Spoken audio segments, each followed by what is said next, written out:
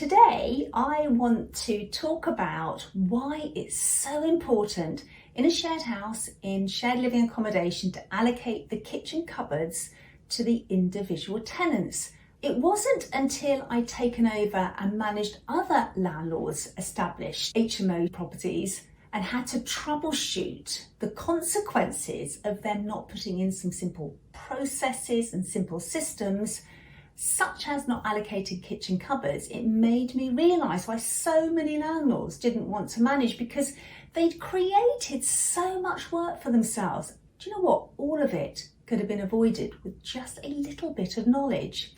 Now, I've managed anything up to 97 professional HMOs. Some of the properties we've taken over, which have been set up by other landlords, they didn't have any systems and processes in place, and they were really chaotic. So what do I mean by allocating the kitchen cupboards? So ideally, before your tenants have even moved in, number or colour code the individual kitchen cupboards. So for example, place a small number just on the inside of each cupboard door, or a colour sticker on the inside of the cupboard door. So when a new tenant moves in, you simply allocate them a cupboard number or a colour coded cupboard. So why should you allocate the kitchen cupboards? Because it makes check-ins really, really simple. So the tenant automatically has their own cupboard space.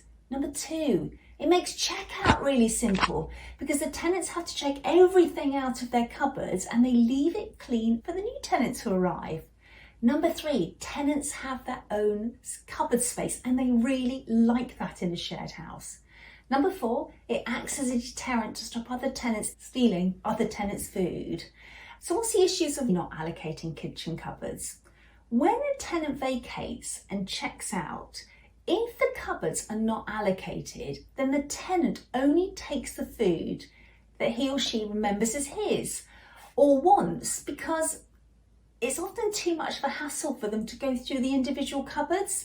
And so tenants just tend to leave removing the food from the kitchen cupboards to the last thing. They've moved out their room, and often they're in a hurry because perhaps a friend or a member of the family have come to pick them up, or they've got a train to catch. And so they're grabbing things last minute. And so half packets of rice, of lentils, of pasta, unwanted tin food, they just get left in the cupboards, and the tenant thinks it's fine because they just assume that the other tenants will eat it. They don't. It's not theirs. They generally don't eat it. So we actually found that a third of the cupboards were full of food that didn't actually belong to the tenants. So no wonder there's never any space in the cupboards. So if you allocate the kitchen cupboards, also allocate a fridge space and a freezer space. So when the tenants move out, they clean their kitchen cupboard, they leave it empty, they clean their fridge and freezer space, and it's all left nice and clean, ready for the next check-in.